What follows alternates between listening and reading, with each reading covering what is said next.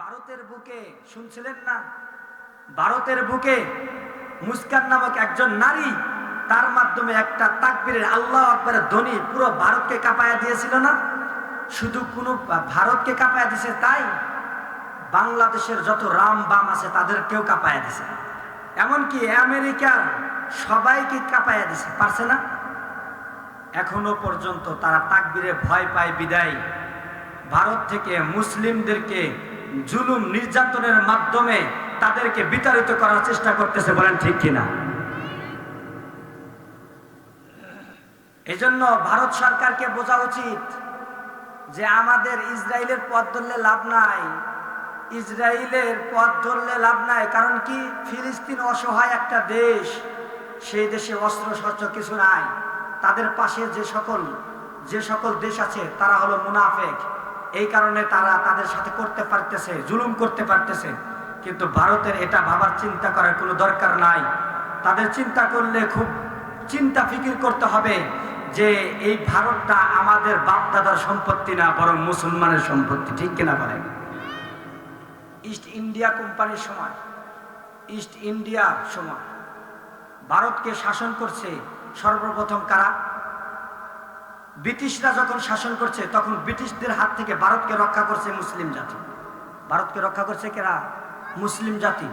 এই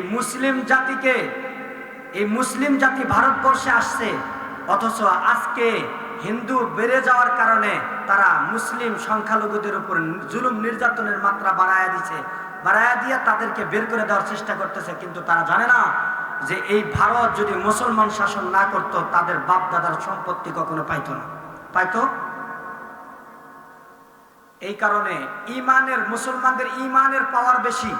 সেই ইমানিয়াতের পাওয়ার যখন আবারও বেড়ে যাবে, সুমধুর ভারতবর্ষে আবারও মুসলমানরা শাসন করবে, দিল্লির সেই লাল কেল্লায় আবার আজানের ধ্বনি হবে, পাহাড়ের চূড়ায় আজানের ধ্বনি হবে, কালেমের পতাকা উড়বে, সারা বিশ্বে মুসলিমরা শাসন করবে। কোন প্রকারে বাতিলরা কখনো মাথা চাড়া দিয়ে উঠতে পারবে না। ঠিক কিনা বলে? এই কারণে আমরা কখনো কি করব না, বাতিলদেরকে ভয় পাবো না। যদি বাতিলদেরকে ভয় পায় তো তারা বলবে যে আমরা তো 100 কোটি মানুষ, বাংলাদেশে মাত্র 20 কোটি মানুষ, 18 কোটি মানুষ, সুতরাং একটা বোমা মারলেই তো শেষ হবে। তারা এই সাহস পাবে। কিন্তু তারা জানে না বাংলাদেশের মানুষের ঈমান দীপ্ত একটা আওয়াজ আছে, যেই আওয়াজ ওই হিন্দুদের মধ্যে নাই। হিন্দুরা যে জয় শ্রীরাম, জয় হিন্দ বলে যেই তাকবীর তারা দেয়, এই তাকবীরটা তাদের বানানো নয়, বরং জয় হিন্দ। এই তাকবীরটা সেই যুগে, ইন্ডিয়ার সেই যুগে যখন অন্য ব্রিটিশদের থেকে যখন দেশটাকে দখল করলো মুসলিমরা, তখন তারা বলে দিয়েছিল জয় হিন্দ, ভারত তুমি জয় হও। ভারত জয় হয়েছে কি হয় নাই বলেন? সুতরাং তারা জয় হিন্দ বলে নিজেদের স্লোগান বলে ছেড়ে দেয়। কিন্তু তাদের স্লোগান নাকি বা মুসলমানদের স্লোগান? বলেন তো, মুসলমানদের স্লোগান। তারা জানে না।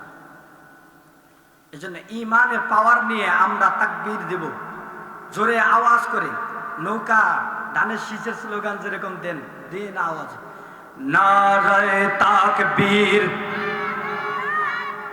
আল্লাহু আকবার। কি বলতে হবে? নারায়ে তাকবীরের পরিবর্তে কি বলবে? আল্লাহ। আমি সবক দিই আজকে আপনাদেরকে, কি করতে আসি? সবক দিতে আসি, আপনারা সবক নেবেন। নারায়ে তাকবীর,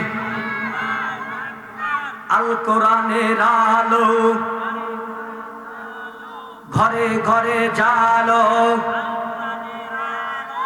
নারায়ে তাকবীর। আল্লাহ রাব্বুল আলামিনের এই ঈমানিয়াতের স্লোগান দিয়েই দুনিয়ার বুকে আল্লাহ তাআলার রাসূলকে পাঠাইছেন। বলেন পাঠাইছি, পারেন নাই?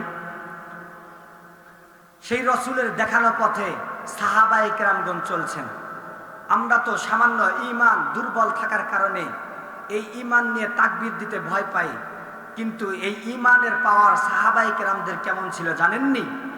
আমরা তো একজন এসে মাথায় গুলি ধরলেই, অস্ত্র ধরলেই আমরা আমাদের ঈমানকে ছেড়ে দেই, আমার বাপ দাদাকে সবাইকে ভুলে যাই, স্ত্রী মহোদয় সন্তানাদিদেরকে, প্রিয় মানুষদেরকে ভুলে যাই। কিন্তু সাহাবায়ে কেরামের ঈমানের কত দাম ছিল জানেন? সাহাবায়ে কেরামের ঈমান এত দীপ্ত ছিল, তাদের ঈমানের এত পাওয়ার ছিল হাজারো হাজারো স্টিম রুলার চালানো হয়েছে, তাদের উপর জুলুম করা হয়েছে, নির্যাতন করা হয়েছে, তারপরও তাদের ঈমানকে বিকৃত করে নাই। বলেন সুবহানাল্লাহ। ঈমানকে কখনো কি করে নাই?